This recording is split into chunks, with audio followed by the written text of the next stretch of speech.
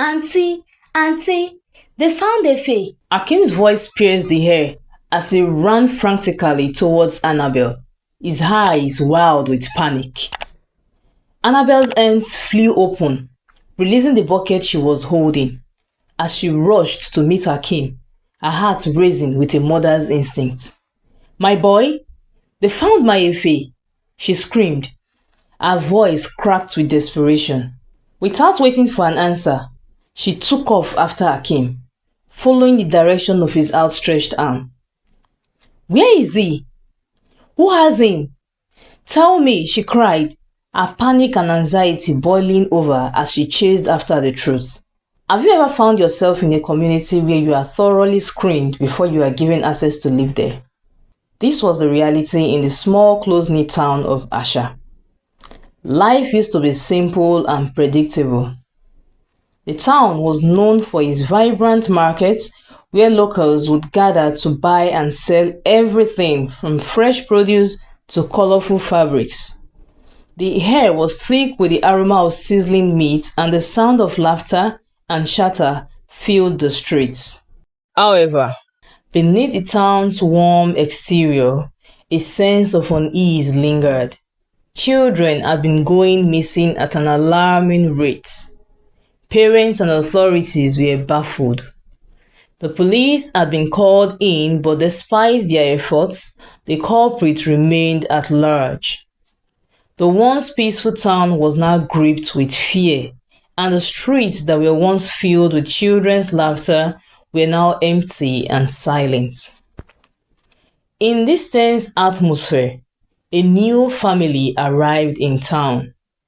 Madame Rose, a short, fair and chubby woman with a kind face and a warm smile, moved into a small house on the outskirts of the market.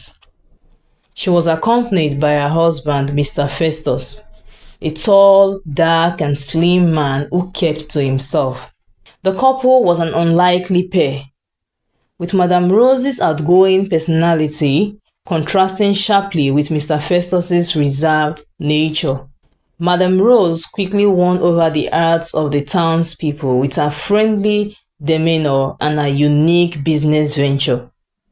She started selling dried cow skin, popularly known as akpomo, in large bags as wholesale.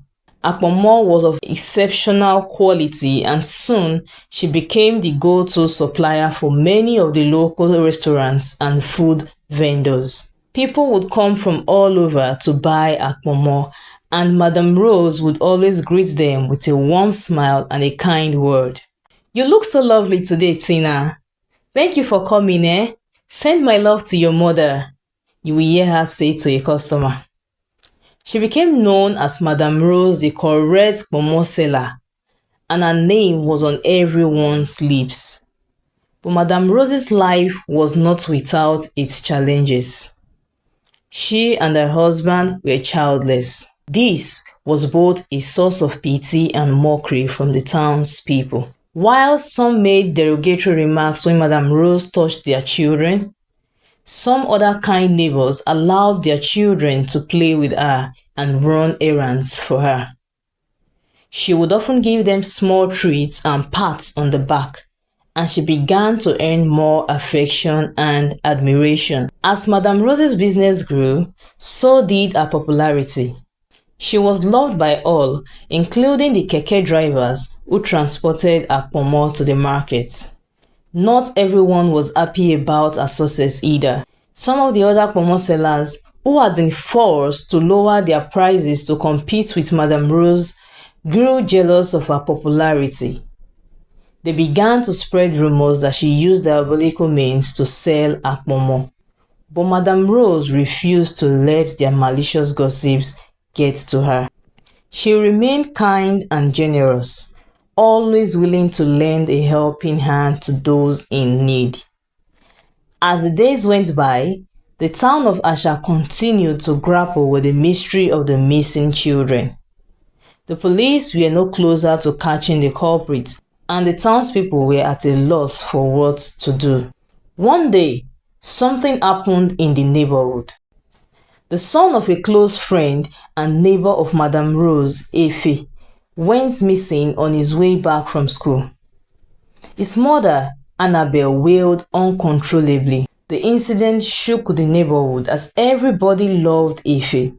They held another community meeting to decide what to do to find the missing boy. At the meeting, different suggestions were made, but still, nobody could point out how to find the boy. Because Madame Rose was close to Annabel, Madame Rose always went there to check up on her and console her.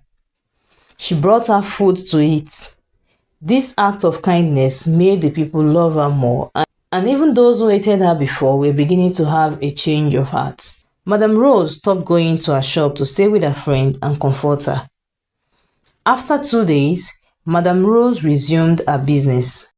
A week passed and nothing was heard about Ife. Everybody gradually went back to their usual activities. One fateful day, Madame Rose called one of her keke drivers as usual to come pick the sacks of pomo at her house and take them to the usual destination after she had finished drying the pomo. The keke driver, named Musa, happily pulled up at her compound. Business had been dwindling in the past week due to the recent turnout of events. Investigations had revealed that the kidnapped boy Ife had been kidnapped by a keke driver, so a stiff curfew had been placed on keke rides in the town, and it had taken its toll on the riders who depended on it for a source of livelihood. Musa waited outside while Madame Rose and her husband brought out the sacks containing the pomo. As they brought the sacks out, Musa took them and arranged them in his keke. Several minutes passed after the first 2 sacks were brought out, and Musa grew impatient. "Madame Rose, you dey delay me oo," he shouted. Just then, Madame Rose emerged with a small sack in her hand. "I'm sorry, my husband is bringing out the last sack. Please put this one inside the keke, let me go and help him with the last sack," Madame Rose pleaded with Musa. Musa nodded and carried the sack to where he had put the rest in the back seat of his keke. He placed the new sack on top of another one and was about to leave when the sack he just placed was about to fall out. He quickly brought it down and decided to adjust the other sacks to accommodate the last sack. As he shifted one of the sacks, he noticed that there was a blood stain on the seat. Musa was surprised because he had been helping them transport the sacks of pomo, and this was the first time he was seeing blood on any of them. He checked the sack and saw that it was slightly torn. He decided to use a rag to cover that part that was torn. Just then, he noticed that the meat peeping out of the sack looked rather strange. Curious, he decided to quickly open the sack, and when he did, he was so shocked at what he saw that he screamed out. At that moment, Madame Rose's husband brought the last sack out and saw him screaming. "Oga, wetin be this?" he asked, bewildered. "Why did you open the sack?" Mr. Festus thundered. Musa stared at him in disbelief. "Now wetin una dey do be this?" Musa shouted. Musa turned to run out of the compound, and that was his biggest mistake because as soon as he turned, he felt the sharp blade of a cutlass on his neck. A loud scream tore out of his mouth before he fell to the ground, dead. 30 minutes passed since Musa went into Madame Rose's compound, and Musa's friends and fellow keke drivers had not seen him. It was unusual for Musa to stay that long in Madame Rose's compound. His friends decided to go there to be sure he had left there.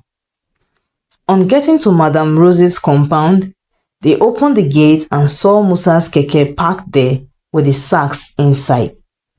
They were surprised. They moved closer and called him. That was when they saw blood stains on the floor close to the keke. Alarmed, they rushed to knock on the front door and found out the door was not locked. They opened it, and to their surprise, they saw Mr. Festus dragging Musa's body towards the room, while Madame Rose was with a bucket and rag trying to clean off the blood stains on the floor. They raised an alarm. Before Madame Rose and her husband could escape, they were caught and dragged out of the house. "You killed Musa," they shouted. People heard the noise in Madame Rose's compound, and they trooped in to find out what was going on. They were surprised to see Madame Rose and her husband sitting on the floor, being manhandled by the keke drivers. After they had been beaten and wounded by Musa's angry friends, they were allowed to explain what happened. And that was when the people of Asha heard the shock of their lives. Madame Rose and her husband confessed to all the crimes that had been going on in the town. They were behind all the missing children in the town. They had keke riders who were not from Asha town, positioned at strategic places to kidnap children who walked alone or walked without an adult supervision. They had been doing this in Asha and the neighboring towns even before they moved into the town. The kidnapped children were injected immediately they were kidnapped and left to dry up before they packed them in sacks and transported them to the buyers.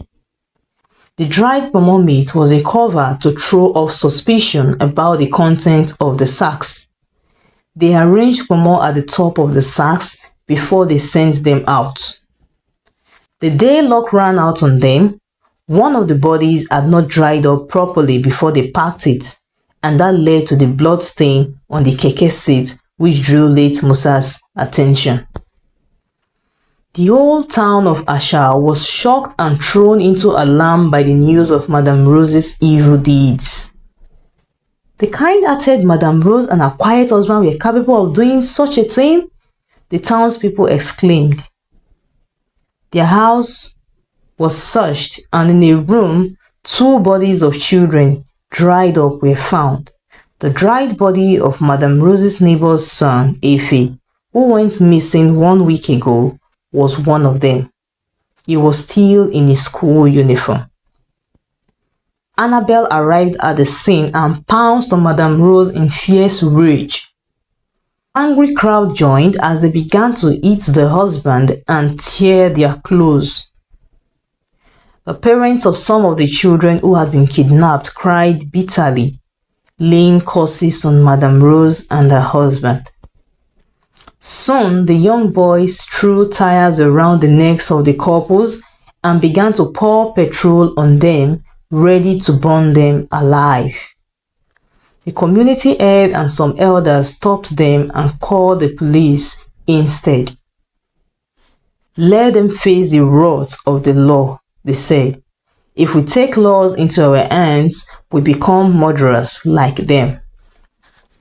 People grudgingly agreed, and Madame Rose and her husband were arrested by the police and taken to court. With the evidence and the people's testimonies against them, Madame Rose and her husband were both sentenced to life imprisonment. After that incident, any new resident moving into the town of Asha was thoroughly vetted before they were allowed into the neighborhood.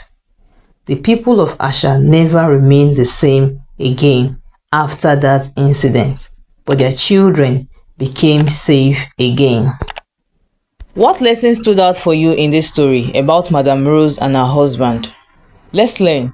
Please share your thoughts in the comments. If you enjoyed this story and you would love to see more stories like this, kindly hit the subscribe button below this video and turn on the notification bell so that you can get notified when the next story is published here. Thank you so much for watching. I'll see you in my next video.